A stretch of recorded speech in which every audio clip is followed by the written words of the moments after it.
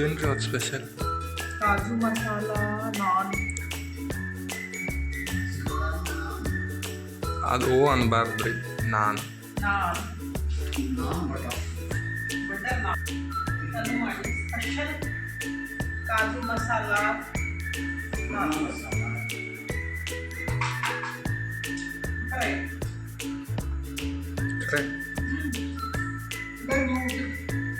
Hi hello ನಮಸ್ಕಾರ ರೀ ಎಲ್ಲರಿಗೂ. ಬೆಳಗಿನ ಶುಭೋದಯ ರೀ. ಎಲ್ಲರೂ ಹೆಂಗದಿರಿ? ಆರಾಮದಿರೇನು? ನಾವು ಆರಾಮದೀವಿ ನೋಡ್ರಿ. ನೀವು ಎಲ್ಲರೂ ಆರಾಮದ್ರಿ ಅಂತ ಅಂದ್ಕೊಂಡು ಇವತ್ತಿನ ಲಾಗ್ನ ಸ್ಟಾರ್ಟ್ ಮಾಡೋಣ ಬರ್ರಿ. ಲಾಗ್ ಇಷ್ಟ ಆಗತ್ತಿದ್ರೆ ಲೈಕ್ ಮಾಡಿ, ಶೇರ್ ಮಾಡಿ, ಸಬ್ಸ್ಕ್ರೈಬ್ ಮಾಡ್ಕೋದು ಮರೆಯೋಕೆ ಹೋಗ್ಬೇಡ್ರಿ. ಪಟ್ ಅಂತ ನಮ್ಮ ಫ್ಯಾಮ್ಲಿನೂ ದೊಡ್ಡದಾಗಲಿ, ಅದಕ್ಕಾಗಿ ಪಟ್ ಸಬ್ಸ್ಕ್ರೈಬ್ ಮಾಡಿಕೊಂಡು ಸಪೋರ್ಟ್ ಮಾಡಿರಿ. ಲಾಗ್ ಇಷ್ಟ ಆಗತ್ತಿದ್ರೆ.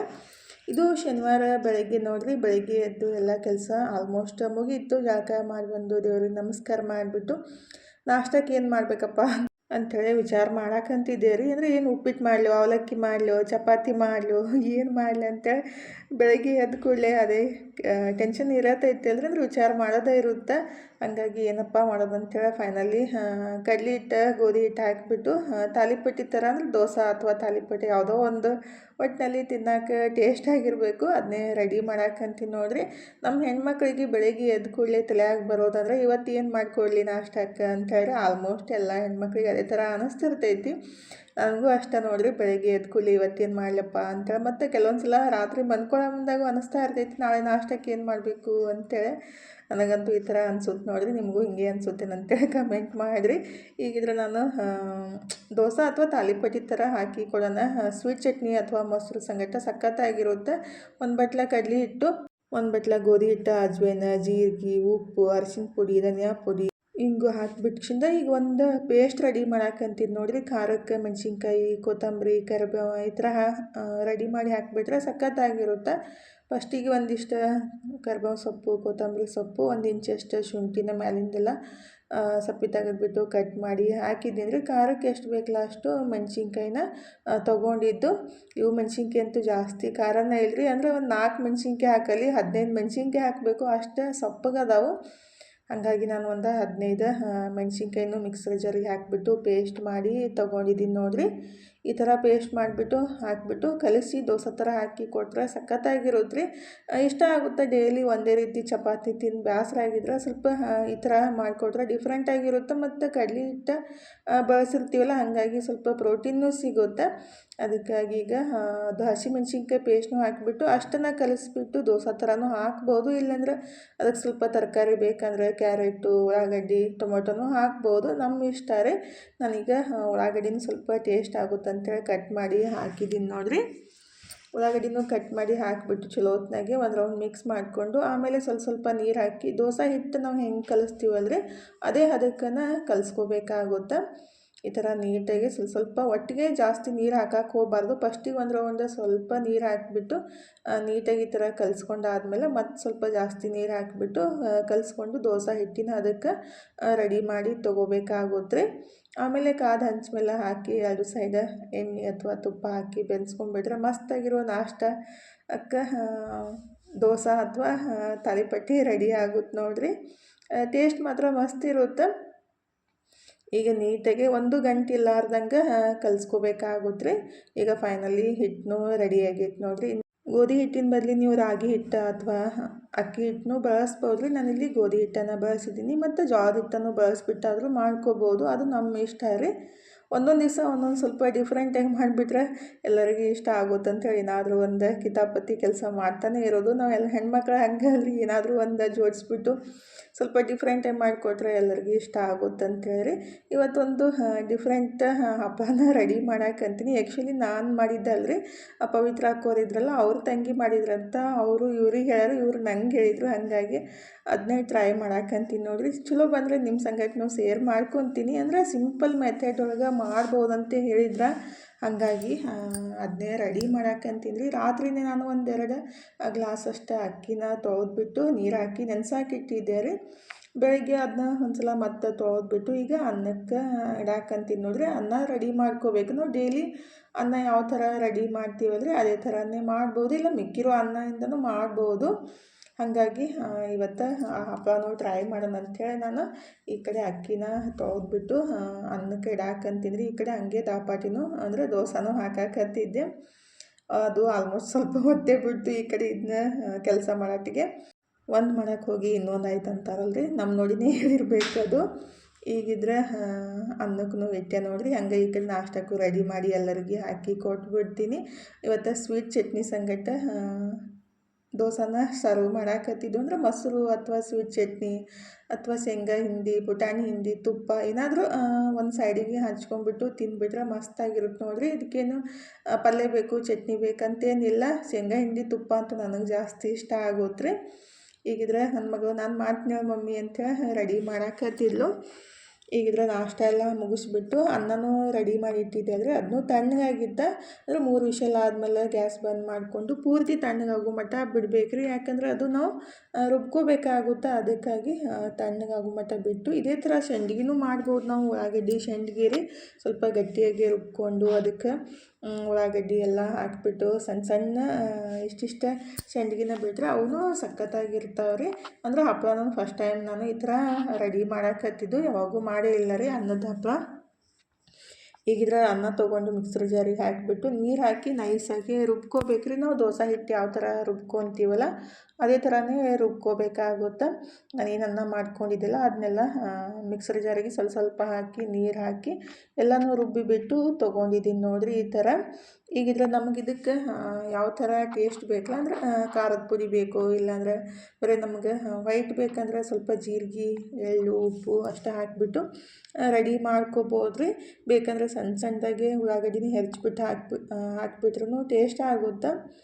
ಈಗಿದ್ರೆ ನಾನು ಅದಕ್ಕೆ ಸ್ವಲ್ಪ ಗಟ್ಟಿಯಾಗಿತ್ತಂತ ನೀರನ್ನೂ ಆ್ಯಡ್ ಮಾಡಿದ್ದೀನಿ ರೀ. ಅಂದರೆ ನಮ್ಗೆ ಎಷ್ಟು ಗಟ್ಟಿ ಬೇಕಲ್ಲ ಅಂದರೆ ದೋಸೆ ಹಿಟ್ಟಿನ ಅದಕ್ಕೆ ಬೇಕಾಗುತ್ತೆ. ಸ್ವಲ್ಪ ಗಟ್ಟಿ ಆದರೆ ನೀರನ್ನು ಮಿಕ್ಸ್ ಮಾಡ್ಕೊಂಡ್ಬಿಟ್ಟು ಆಮೇಲೆ ಸ್ವಲ್ಪ ಅಜ್ವೈನ, ಜೀರಿಗೆ ಮತ್ತು ಎಳ್ಳು ಮತ್ತು ಸ್ವಲ್ಪ ಉಪ್ಪು ಹಾಕಿದ್ದೀನಿ ರೀ. ಅನ್ನಕ್ಕೂ ಹಾಕಿದ್ದೆಲ್ಲ. ಹಾಗಾಗಿ ಖಾರದ ಪುಡಿ ಬೇಕಂದ್ರೆ ಹಾಕ್ಬೋದು, ಬೇಡಂದ್ರೆ ಸ್ಕಿಪ್ ಮಾಡ್ಬೋದು. ನಾನಿಲ್ಲಿ ಹಾಕಿದ್ದೀನಿ ರೀ. 1 ಚಮಚದಷ್ಟು ಖಾರದ ಪುಡಿನೂ ಹಾಕಿದ್ದೀನಿ. ಹಾಕ್ಬಿಟ್ಟು ನೀಟಾಗಿ ಎಲ್ಲನೂ ಮಿಕ್ಸ್ ಮಾಡ್ಕೋಬೇಕ್ರಿ. ಅಂದರೆ ಈಜಿ ಮೆಥಡ್ ಐತ್ರಿ. ಆದರೆ ನೋಡಬೇಕು ಹಪ್ಪಳ ಯಾವ ಥರ ಫ್ರೈ ಮಾಡಿದ್ಮೇಲೆ ಚಲೋ ಬಂದು ಅಂದರೆ ನೀವು ಟ್ರೈ ಮಾಡಕ್ಕಂತ್ರಿ. ನಾನು ಈಗ ಅದನ್ನ ಹಪ್ಪಳ ಹಾಕ್ತೀನಿ ಅಂದರೆ ಒಂದು ದಿವಸ ಬೇಕಲ್ರಿ ಒಣಗಾಕ. ಹಾಗಾಗಿ ನೆಕ್ಸ್ಟ್ ವಿಡಿಯೋದೊಳಗೆ ನಾನು ಈ ಹಪ್ಪಳನ ಫ್ರೈ ಮಾಡಿ ತೋರಿಸ್ತೀನಿ. ಚಲೋ ಬಂದು ಅಂದರೆ ನೀವು ಖಂಡಿತ ಟ್ರೈ ಮಾಡಿರಿ. ಯಾಕೆಂದರೆ ಬೆಳಗ್ಗೆ ಒಂದು ಸ್ವಲ್ಪ ಅನ್ನಕ್ಕೆ ಇಟ್ಬಿಟ್ಟು ಈ ಥರ ಹಪ್ಪಳ ಮಾಡೋದು ಏನು ದೊಡ್ಡ ಕೆಲಸನೇ ಅಲ್ಲಲ್ರಿ. ಮನ್ಯಾಗ ಮಕ್ಕಳು ಇದ್ದಾಗ ಮಾತ್ರ ಏನಾರೇ ಒಂದು ಮಾಡಿಟ್ಬಿಟ್ರೆ ಅವರಿಗೆ ಖುಷಿ ಆಗುತ್ತೆ ಮಾಡಿಕೊಟ್ಟಾಗ. ಹಾಗಾಗಿ ಹೊರಗಡೆಯಿಂದ ತಂದು ಕೊಡೋಕ್ಕಿಂತ ರೀ ಈಗಿದ್ರೆ ಅದನ್ನೆಲ್ಲ ಹಾಕಿ ಚಲೋತ್ನಾಗ ಹಿಟ್ಟು ಕಲಸಿದ್ದೀವಲ್ರಿ, ಅದನ್ನ ಒಂದು ಪೇಪರ್ ಶೀಟ್ ಮೇಲೆ ಈ ಥರ ನಮ್ಗೆ ಯಾವ ಸೈಜ್ ಬೇಕಲ್ಲ ಅಷ್ಟಿಷ್ಟ ಹಿಟ್ಟು ತೊಗೊಂಡ್ಬಿಟ್ಟು ನೀಟಾಗಿ ಹಪ್ಪಳನ ಹಾಕೋದಷ್ಟೇ ರೀ. ಆ್ಯಕ್ಚುಲಿ ಬಿಸ್ಲಾಗ ಹಾಕಿಬಿಟ್ರೆ ಜಲ್ದಿ ಒಣಗ್ತಾವೆ. ಇವಾಗ 9:30 ಆಗಕ್ಕೆ ಬಂದೈತ್ರಿ. ಬಿಸ್ಲಾಗ ಹೋಗ್ಬಿಟ್ರೆ ಮ್ಯಾಲಂತೂ ಕೆಳಗೂ ಸುಡುತ್ತಾ ಮ್ಯಾಲೂ ಸುಡುತ್ತಾ. ಹಾಗಾಗಿ ಇಲ್ಲೇ ಮನೆಯೊಳಗೆ ಹಾಕಿದ್ರಾಯ್ತು. ಮತ್ತು ನೆಕ್ಸ್ಟ್ ಡೇ ಬಿಸಿಲಿಗೆ ಇಟ್ರಾಯ್ತು ಅಂತೇಳಿ ನಾನು ಸ್ವಲ್ಪ ಹಾಕಿದೆ. ಮತ್ತು ತನಗೆ ಸ್ವಲ್ಪ ಹಾಕಮ್ಮ ನೀನು, ನಾನು ಅರ್ಬಿ ತೊಳೆದು ಬರ್ತೀನಿ. ಮತ್ತು ಜಾಸ್ತಿ ಬಿಸಿಲಾಯ್ತಂದ್ರೆ ಅಂದರೆ ಈ ಕಡೆ ಬಿಸಿಲು ಬಂತಂದ್ರೆ ಅರ್ಬಿ ತೊಳ್ಯಾಕೆ ಮನ್ಸ ಬರೋಂಗಿಲ್ಲ ರೀ. ಹಾಗಾಗಿ ಅರ್ಬಿನೂ ತೊಳೆದ್ಬಿಟ್ರಾಯ್ತು ಅಂತೇಳಿ ಅರ್ಬಿ ತೊಳೆದು ಹಾಕಕ್ಕಂತೀನಿ ನೋಡಿರಿ. ಇಷ್ಟ ಆಗದೆ ಇರೋ ಕೆಲಸ ಎಲ್ಲ ಹೆಣ್ಮಕ್ಳಿಗೆ ಅರ್ಬಿ ತೊಳೆಯೋದ ರೀ. ಆದರೆ ನಮಗೆ ಆ ಕೆಲಸ ಬಿಡಾಕನೇ ಆಗಲ್ಲ. ಅಂದರೆ ಎಲ್ಲ ಬಿಟ್ರೂ ಅರ್ಬಿ ಅಂತೂ ತೊಳೆದು ಬಿಡೋಕ್ಕಾಗಂಗೆ ಇಲ್ಲ ನೋಡಿರಿ.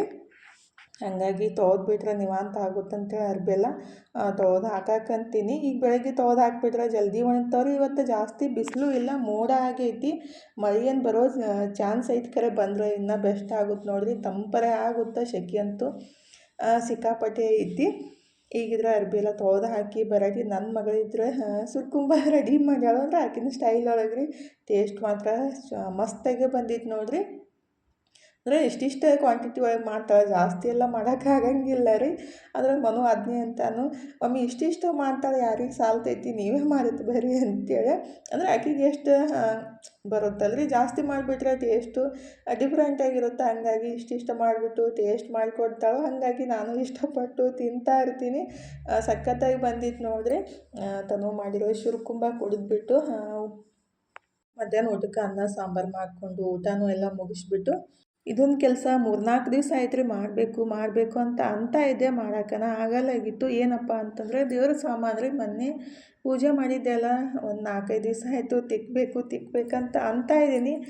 ತಿಕ್ಕುವುದನ್ನು ಆಗಿತ್ತಿಲ್ಲ ರೀ. ಹಾಗಾಗಿ ಇವತ್ತು ಫೈನಲಿ ತಿಕ್ಕಿ ಇಟ್ಬಿಡೋಣ. ಮತ್ತು ಅಕ್ಷಯ ತೃತೀಯ ಬರುತ್ತಲ್ರಿ, ಬಸವ ಜಯಂತಿ ಐತಿ. ಮತ್ತೆಲ್ಲ ಹಾಗೆ ಇಟ್ಕೊಂಡು ಕೂಡಬಾರ್ದು. ಆ್ಯಕ್ಚುಲಿ ದೇವ್ರ ಸಾಮಾನು ಏನೈತಲ್ರಿ, ಪೂಜೆ ಆದ ನೆಕ್ಸ್ಟ್ ಡೇ ಅಥವಾ ಮರುದಿವ್ಸ ತಿಕ್ಬಿಟ್ಟು ಎತ್ತಿ ಇಟ್ಬಿಡ್ಬೇಕ್ರಿ. ಇಲ್ಲಾಂದ್ರೆ ಅವು ಕಪ್ಪ ಹಸಿರು ಆಗ್ತಾವೆ. ಹಾಗಾಗಿ ಮತ್ತು ಆ ಥರ ಇಡೋದು ಒಳ್ಳೆಯದಲ್ಲ ಅಂತ ಹೇಳ್ತಾರೆ. ಅವಾಗ ನೀಟಾಗಿ ಕ್ಲೀನ್ ಮಾಡಿಟ್ರೆ ಒಳ್ಳೆಯದು ಅಂಥೇಳಿ. ಆದ್ರೆ ನಾನು 4-5 ದಿವಸ ಆಯಿತು ಬಿಟ್ಟಿದ್ದೆ ರೀ. ಫೈನಲಿ ಇವತ್ತು ತಿಕ್ಕನ ಅಂತೇಳಿ ತೊಗೊಂಡಿದ್ದೀನಿ ನೋಡಿರಿ. ನಿಂಬೆಹಣ್ಣು ಇದ್ದಿತ್ತಿಲ್ಲ, ಹಾಗಾಗಿ ಹುಣಸೆಹಣ್ಣು ನೆನೆಸ್ಬಿಟ್ಟು ಅದರ ರಸನ ಹಾಕಿ ಸಬೀನ ಜೊತೆ ಮಿಕ್ಸ್ ಮಾಡಿ ತಿಕ್ಕಾಕತ್ತಿದ್ದು ಭಾಳ ಮಸ್ತ್ ಸ್ವಚ್ಛ ಪಳ ಹೊಳಿತಾವ್ರಿ. ಈ ಥರ ಮಾಡಿದಾಗ ನಿಂಬೆಹಣ್ಣು ಅಥವಾ ಹುಣಸೆಹಣ್ಣು ಸಬೀನ ಜೊತೆ ಮಿಕ್ಸ್ ಮಾಡಿ ತಿಕ್ಕಿದಾಗ ನನ್ನ ಮಗಳಿದ್ರೆ ನಾಳೆ ಊರಿಗೆ ಹೋಗೋದಿದ್ರೆ ಮಮ್ಮಿ ಗೋಣ್ ಹಿಡ್ಕೊಂಡೈತಿ, ಯಾರೇ ಕರೆದ್ಬಿಟ್ರೆ ಹಿಂಗೆ ಹೇಳ್ತಿರೋ ಹಂಗೆ ಹೇಳ್ತಿರೋ ಹೆಂಗೆ ಹೇಳ್ತಿರೋ ಅಂತೇಳಿ ಕೇಳೋಕೆ ಸ್ಟಾರ್ಟ್ ಮಾಡಿದ್ಲು. ಅಂದ್ರೆ ನನ್ನ ಗೋಣ್ ಹಿಡ್ಕೊಂಡ್ಬಿಟ್ಟೈತಲ್ರಿ. ಯಾರೇ ಕರೆದ ತಕ್ಷಣ ಪಟ್ಟಂತೇಳಿ ಹೊಳಕ್ಕಾಗಂಗಿಲ್ಲಲ್ಲ, ಅದನ್ನೇ ನನಗೆ ಹಾಡ್ಕೊಳಕಂತಿದ್ಲು. ಅಂದ್ರೆ ನಾಳೆ ನಮ್ಮ ಗಂಡ ಮನೆಗೆ ಹೋಗೋದೈತ್ರಿ. 4 ವರ್ಷದ ಮೇಲೆ ಹೋಗ್ಬೇಕಾಗೈತಿ. ಹಾಗಾಗಿ ಒಂದು ಫಂಕ್ಷನ್ ಐತಿ. ಯಾವ ಫಂಕ್ಷನ್ ಮತ್ತು ಅಂಥೇಳಿ ನಾಳೆ ಲಾಗ್ ಒಳಗೆ ಬರುತ್ತಲ್ರಿ, ನಿಮಗೆ ಗೊತ್ತಾಗುತ್ತೆ. ಈಗಿದ್ರೆ ದೇವ್ರ ಸಾಮಾನು ಎಲ್ಲ ನೀಟಾಗಿ ತಿಕ್ಕಿ ಒರೆಸಿ ಇಟ್ಟಿದ್ದೆ ನೋಡಿರಿ. ಯಾವುದೇ ಹಿತ್ತಾಳಿ ತಾಮ್ರದ ಪಾತ್ರೆಗಳೇನೈತಲ್ಲ ಸ್ವಚ್ಛವಾಗಿ ತಿಕ್ಕಿಬಿಟ್ಟು ಅದನ್ನ ಒಂದು ಒಣ ಬಟ್ಟೆಲೆ ಕಾಟನ್ ಬಟ್ಟೆಲೆ ನೀಟಾಗಿ ಒರೆಸ್ಬಿಟ್ಟು ಪೂರ್ತಿ ಒಣಗಿದ ಮೇಲೆ ನಾವು ಎತ್ತಿ ಇಡಬೇಕಾಗುತ್ತೆ. ಹಾಗೆ ಇಟ್ಬಿಟ್ರೆ ಏನೈತಲ್ಲ ಮತ್ತೆ ಕಪ್ಪಾಗ್ಬಿಡ್ತಾವೆ. ಮತ್ತು ಪೂಜೆ ಮಾಡಮ್ದಾಗ ಮತ್ತೊಂದು ಸಲ ತಿಕ್ಕೋದು ಹತ್ತುತ್ತೆ. ಅಂದ್ರೆ ನಾನು ಏನು ಮಾಡ್ತೀನಿ ಅಂದ್ರೆ ಎಲ್ಲ ಪೂಜೆ ಎಲ್ಲ ಮುಗಿದ ತಕ್ಷಣ ನೀಟಾಗಿ ತಿಕ್ಕಿ ಒರೆಸಿ ಒಣಗಿದಾದ್ಮೇಲೆ ಈ ಥರ ಒಂದು ಬಕೆಟ್ ಅಥವಾ ಡಬ್ಬಿಗೆ ಹಾಕಿಟ್ಬಿಟ್ರೆ ಏನೈತಲ್ರಿ ಅವನು ಕಪ್ಪನೂ ಆಗಂಗಿಲ್ಲ. ಮತ್ತು ನಮ್ಗೆ ಜಾಸ್ತಿ ತಿಕ್ಕೋದೂ ಹತ್ತಂಗಿಲ್ಲದ್ರಿ. ಪೂಜೆ ಮಾಡಮ್ದಾಗ ಮತ್ತೊಂದು ಸಲ ತಿಕ್ಕೋದು ಕೊಡಾಕೂ ಆಗಂಗಿಲ್ಲ. ಅದಕ್ಕಾಗಿ ಈ ಥರ ಡಬ್ಬಿಗೆ ಹಾಕಿಟ್ಬಿಟ್ರೆ ಬೆಸ್ಟ್ ಕೆಲಸ ನೋಡಿರಿ. ಯಾಕಂದ್ರೆ ಪದೇ ತಿಕ್ಕೋದು ಕುಂದ್ರಾಕೂ ಟೈಮ್ ಇರಲ್ಲ ಕೆಲವೊಂದು ಸಲ ಪೂಜೆ ಮಾಡ್ಬೇಕಂತಂದಾಗ. ಅದಕ್ಕಾಗಿ ಈ ಥರ ಎಲ್ಲ ನೀಟಾಗಿ ತಿಕ್ಕಿ ಒರೆಸಿ ಡಬ್ಬಿಗೆ ಹಾಕಿಟ್ಬಿಟ್ರೆ ಬೆಸ್ಟ್ ಆಗುತ್ತೆ ನೋಡಿರಿ. ಅದನ್ನೇ ಮಾಡಾಕಂತಿದ್ದು ನಾನು. ಎಲ್ಲ ತಿಕ್ಕಿ ಒರೆಸಿ ಇಟ್ಟಿದ್ದೆ ರೀ. ಪೂರ್ತಿ ಒಣಗಿದ್ದು. ಇವಾಗಂತೂ ಬೇಸ್ಗ್ಯಾಗ ಜಲ್ದಿ ಕಪ್ಪಾಗಂಗಿಲ್ಲ ರೀ. ಮಳೆಗಾಲದಾಗ ಮತ್ತು ಥಂಡಿ ದಿನದಾಗ ಭಾಳ ಜಲ್ದಿ ಕಪ್ಪಾಗ್ಬಿಡ್ತಾವೆ. ಸ್ವಲ್ಪ ಹಸಿ ಕೈ ಹತ್ಬಿಟ್ರೆ ಸಾಕು ತಾಮ್ರ ಹಿತ್ತಾಳೆ ಪಾತ್ರೆ ಅಂತೂ ನೋಡೋಕ್ಕಾಗಂಗಿಲ್ಲ. ಅಂದ್ರೆ ನಾವು ನೀರು ಕುಡಿಯೋ ಹಂಡೆನೂ ಅಷ್ಟೇ ರೀ. ಮಳೆಗಾಲದಾಗ ಎಷ್ಟು ಸಲ ತಿಕ್ಕಿದ್ರೂ ಜಲ್ದಿನೇ ಕಪ್ಪಾಗ್ಬಿಡುತ್ತೆ. ಈಗ ಫೈನಲಿ ಎಲ್ಲನೂ ಡಬ್ಬಿಗೆ ಹಾಕಿ ಇಡಾಕಂತೀನಿ ನೋಡಿರಿ. ಬೇಕಂದಾಗ ತೊಗೊಂಬಿಟ್ಟು ಪಟ್ಟಂತೇಳಿ ಯೂಸ್ ಮಾಡಕ್ಕೆ ಬರ್ತಾವೆ. ಎಷ್ಟು ಮಸ್ತಾಗಿ ಪಳ ಹೊಳ್ಯಾಕಂತಾವೆ ನೋಡಿರಿ. ಹೊರಗಡೆಯಿಂದ ಅದು ಇದು ತಂದು ತಿಕ್ಕೋಕ್ಕಿಂತ ಮನೆಯಾಗಿರೋ ಇಂಗ್ರೀಡಿಯೆಂಟ್ಸನ್ನು ಬಳಸಿಬಿಟ್ಟು ಎಷ್ಟು ಮಸ್ತಾಗಿ, ಅಂದರೆ ಜಾಸ್ತಿ ಏನು ಪ್ರೆಜರ್ನೂ ಹಾಕೋದು ಬೇಕಾಗಿಲ್ಲ ರೀ. ಜಸ್ಟ್ ಹಚ್ಬಿಟ್ಟು ನೀಟಾಗಿ ಸ್ಕ್ರಬ್ ಮಾಡಿ ಒಂದು 2 ನಿಮಿಷ ಇಟ್ಟು ಮತ್ತೊಂದು ಸಲ ನೀಟಾಗಿ ಸ್ಕ್ರಬ್ ಮಾಡಿಬಿಟ್ಟು ತಿಕ್ಕಿ ತೊಳೆದು ಒರೆಸಿ ಇಟ್ಬಿಟ್ರೆ ಆಯಿತು. ಮಸ್ತಾಗಿ ಹೊಸವು ತಂದೋರ ಥರನೇ ಆಗ್ತಾವ್ರಿ. ಅಷ್ಟು ಕ್ಲೀನಾಗಿ ಆಗ್ತಾವೆ. ಈಗಿದ್ರೆ ನನ್ನ ಮಗಳು ಇವತ್ತು ರಾತ್ರಿ ಊಟಕ್ಕೆ ಅಡುಗೆ ರೆಡಿ ಮಾಡಾಕಂತಾವ ನೋಡಿರಿ. ಅದು ಸ್ಪೆಷಲ್ಲಾಗಿ ಕಾಜು ಮಸಾಲ ಮತ್ತು ನಾನ್ ರೆಡಿ ಮಾಡಿಕೊಡ್ತಾಳಂತ. ಹಾಗಾಗಿ ಅದನ್ನೇ ರೆಡಿ ಮಾಡಾಕತ್ತಿದ್ಲು. ಆಯ್ತವ ಏನು ಮಾಡು ಇವತ್ತು ಅಂತೇಳಿ ನಾನು ಸುಮ್ಮನೆ ಬಿಟ್ಟು ಕುಂತಿದ್ದೆ ರೀ.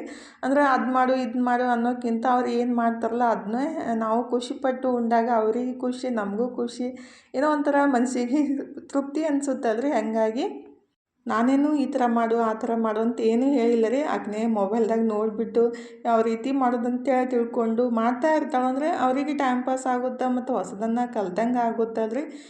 ಒಂದು ದಿವಸ ನಿಪ್ಪಟ್ಟು ಮಾಡಿಕೊಟ್ಟಿದ್ಲು. ಮತ್ತು ಇವತ್ತು ಏನಂತಾರೋ ಸುರ್ಕುಂಬ ಮಾಡಿಕೊಟ್ಟಿದ್ಲು. ಮತ್ತು ಈಗಿದ್ರೆ ಸ್ಪೆಷಲ್ಲಾಗಿ ಕಾಜು ಮಸಾಲ ರೆಡಿ ಮಾಡ್ತಿರು ಮಮ್ಮಿ ಅಂತ ನಾಕತ್ತಿದ್ಲು. ಆಯ್ತವ ಮಾಡಂಥೇಳಿ ಅಂದ್ಬಿಟ್ಟು ನಾನು ಸುಮ್ಮನೆ ಕೂತಿದ್ದೆ ರೀ. ತಾನೇ ಎಲ್ಲ ರೆಡಿ ಮಾಡಿಕೊಂಡು ಮಾಡಾಕತ್ತಿದ್ಲು. ಏನು ಮಾಡ್ಯಾಳೆ ಹೆಂಗೆ ಮಾಡ್ಯಾಳೆ ಏನೋ ಗೊತ್ತಿದ್ರಿ. ಒಟ್ಟಿನಲ್ಲಿ ಟೇಸ್ಟ್ ಮಾತ್ರ ಹೋಟೆಲ್ಗಿಂತ ಸಖತ್ತಾಗಿ ಬಂದಿತ್ತು. ಸಿಂಪಲ್ಲಾಗಿ ಮನೆಯಾಗಿರೋ ಇಂಗ್ರೀಡಿಯೆಂಟ್ಸನ್ನ ಮಾಡಿಬಿಟ್ರು ಟೇಸ್ಟ್ ಮಾತ್ರ ಮಸ್ತ್ ಅಂದ್ರೆ ಮಸ್ತ್ ಬಂದಿತ್ತು ರೀ. ಅಂದರೆ ಹೊರಗಡೆ ಏನು ಅಷ್ಟೊಂದು ಟೇಸ್ಟ್ ಇರಂಗಿಲ್ಲ ರೀ. ಕೆಲವೊಂದು ಹೋಟೆಲ್ ಒಳಗೆ ಜಾಸ್ತಿ ಟೇಸ್ಟ್ ಇರ್ತಾವೆ, ಕೆಲವೊಂದು ಹೋಟೆಲ್ ಒಳಗೆ ಅಷ್ಟೊಂದೇನು ಟೇಸ್ಟ್ ಇರಂಗಿಲ್ಲ. ಹಂಗಾಗಿ ಮನ್ಯಾಗ ಈ ಥರ ಸಿಂಪಲ್ಲಾಗಿ ಮಕ್ಳಿಗೂ ಕಲ್ತಂಗೆ ಆಗುತ್ತೆ ಮತ್ತು ನಮಗೂ ಟೇಸ್ಟ್ ನೋಡ್ದಂಗೆ ಆಗುತ್ತಲ್ರಿ. ಹಾಗಾಗಿ ತನು ಮಾತ್ರ ಇವತ್ತು ಮಸ್ತ್ ಅಂದ್ರೆ ಮಸ್ತ್ ಕಾಜು ಮಸಾಲ ಮತ್ತು ನಾನ್ ರೆಡಿ ಮಾಡಿದ್ಲು. ಅಂದ್ರೆ ಫಸ್ಟಿಗೆ ಹಿಟ್ಟನ್ನು ಕಲಸಿಟ್ಬಿಟ್ಟು, ಅಂದ್ರೆ ನಾವು ಯಾವ ಥರ ಮಾಡ್ತಿರ್ತೀವಲ್ರಿ ಮಕ್ಳಿಗೂ ಆ ಥರ ನೋಡಿಬಿಟ್ಟು ಕಲಿತು ಮಾಡಬೇಕನ್ನೋ ಇಂಟ್ರೆಸ್ಟ್ ಬರುತ್ತೆ. ಕೆಲವೊಂದು ಸಲ ನಾವು ಮಾಡಿಕೊಡ್ಲಿಕ್ಕೂ ಅವರೇ ಮಾಡಿಕೊಡ್ತಾರೆ. ಅದೇ ಒಂದು ದೊಡ್ಡ ಖುಷಿ ಅಲ್ರಿ. ಈಗಿದ್ರೆ ಫೈನಲಿ ಕಾಜು ಮಸಾಲ ರೆಡಿ ಮಾಡಿಟ್ಟು ಅಂದರೆ ಅದು ಇನ್ನೂ ಅದಕ್ಕೆ ಕಾಜುನ ಹುರಿದ್ಬಿಟ್ಟು ಹಾಕಬೇಕು. ಬರೀ ಮಸಾಲ ರೆಡಿ ಮಾಡಿ ಇಟ್ಟಿದ್ಲು. ಅಂದ್ರೆ ಊಟ ಮಾಡೋ ಮುಂದಾಗ ಏನಿತ್ತಲ್ರಿ ಕಾಜುನ ಜಸ್ಟ್ ತುಪ್ಪೊಳಗೆ ಫ್ರೈ ಮಾಡಿಬಿಟ್ಟು ಅದಕ್ಕೆ ಸೇರಿಸ್ಬಿಟ್ರೆ ಆಯಿತು. ಅದು ತಿನ್ನಕ್ಕೂ ಕ್ರಿಸ್ಪಿಯಾಗಿರುತ್ತೆ ಮತ್ತು ಟೇಸ್ಟ್ನೂ ಸಖತ್ತಾಗಿರುತ್ತೆ. ಮಸಾಲ ರೆಡಿ ಮಾಡಿಬಿಟ್ಟು ಅಂದರೆ ಹೋಟೆಲೊಳಗೂ ಅದೇ ಥರ ಮಾಡೋದು. ಫಸ್ಟಿಗೆ ಮಸಾಲ ರೆಡಿ ಮಾಡಿ ಇಟ್ಟಿರ್ತಾರೆ, ಬೇಕಂದಾಗ ಕಾಜುನ ಸ್ವಲ್ಪ ಮಿಕ್ಸ್ ಮಾಡಿಬಿಟ್ಟು ಕೊಡ್ತಾರೆ. ಒಮ್ಮೆ ಫ್ರೈ ಮಾಡಿ ಇಟ್ಟಿರ್ತಾರೆ. ಹಾಗಾಗಿ ತನೂ ಅದೇ ರೀತಿ ರೆಡಿ ಮಾಡಾಕತ್ತಿದ್ಲು. ಅಂದರೆ ನನಗಿಂತ ಪರ್ಫೆಕ್ಟಾಗಿ ಮಾಡಿದ್ಲು. ಈಗಿದ್ರೆ ನಾನು ರೆಡಿ ಮಾಡಾಕತ್ತಿದ್ಲು. ಮನು ಇದ್ರೆ ಅದಕ್ಕೆ ತುಪ್ಪನ ಹಚ್ಬಿಟ್ಟು ಇಡಾಕಂತಿದ್ದ ನೋಡ್ರಿ. ನಾನಿದ್ರೆ ಬಂದುಬಿಟ್ಟು ಈ ಥರ ಮಾಡೋ ಆ ಥರ ಮಾಡಂತ ಹೇಳಾಕತ್ತಿದ್ದೆ. ಅಂದರೆ ಅದು ನಾನೇನು ರೆಡಿ ಮಾಡಿದ್ಲಲ್ರಿ, ಫಸ್ಟಿಗೆ ಸ್ವಲ್ಪ ಎಣ್ಣೆ ಹಚ್ಬಿಟ್ಟು ತವಿಗೆ ಹಚ್ಚಬೇಕಿತ್ತು. ಅದನ್ನು ನೀರು ಹಚ್ಬಿಟ್ಟು ತವಿಗೆ ಹಚ್ಬೇಕಿತ್ತಲ್ಲ, ಅದನ್ನ ನೀರು ಹಚ್ಚಿಟ್ಟಿಲ್ಲ. ಹಾಗಾಗಿ ಅದು ಚಪಾತಿ ಥರ ಬಂದಿತ್ತು. ಆ ಥರ ಅಲ್ಲಮ್ಮ, ಒಂದು ಸೈಡ್ ನೀರು ಹಚ್ಬಿಟ್ಟು ಆಮೇಲೆ ಹೊಲಿಸಿ ಬೆನ್ಸ್ಕೋಬೇಕಂತ ಹೇಳಾಕತ್ತಿದ್ದೆ ರೀ. ಏನು ರೀ ಅವ್ರ ಸ್ಪೆಷಲ್? ಕಾಜು ಮಸಾಲ ನಾನ್. ಅದು ಅನ್ಬಾರ್ದು ರೀ, ನಾನ್ ಬಟರ್ ನಾನ್ ಅದು ಮಾಡಿ ಸ್ಪೆಷಲ್ ಕಾಜು ಮಸಾಲ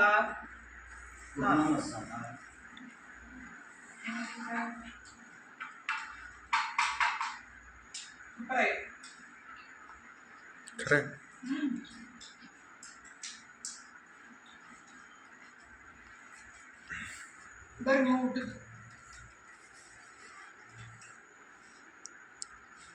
ಎಂಜಾಯ್. ನಾವು ತನು ಮಾಡಿಕೊಟ್ಟಿರೋ ಮಸ್ತಾಗಿ ಕಾಜು ಮಸಾಲ ಮತ್ತು ನಾನು ಊಟ ಮಾಡಿದ್ವಿ ನೋಡಿರಿ. ಇವತ್ತಿನ ಲಾಗ್ನು ಇಲ್ಲೇ ಮುಗಿಸೋಣ್ರಿ. ಮತ್ತು ತನು ಮಾಡಿರೋ ರೆಸಿಪಿ ನಿಮಗೆ ಹೆಂಗೆ ಅನಿಸ್ತು ಅಂತೇಳಿ ಕಮೆಂಟ್ ಬಾಕ್ಸ್ ಒಳಗೆ ಹೇಳೋದು ಮರ್ಯಾಕೆ ಹೋಗ್ಬೇಡ್ರಿ. ಮತ್ತು ಯಾರಿಗೆಲ್ಲ ಇಷ್ಟ ಆಗೈತಲ್ಲ ತನು ಮಾಡಿದ್ರೆ ರೆಸಿಪಿ ರೀ, ಇಷ್ಟ ಆಗಿದ್ರೆ ಲೈಕ್ ಮಾಡಿರಿ. ನೋಡೋಣ ಎಷ್ಟು ಜನಕ್ಕೆ ಇಷ್ಟ ಆಗೈತೆ ಅಂತ ನಾನು ನೋಡ್ತೀನಿ. ಥ್ಯಾಂಕ್ ಯು ಫಾರ್ ವಾಚಿಂಗ್ ರೀ. ಬಾಯ್ ರೀ ಎಲ್ಲರಿಗೂ.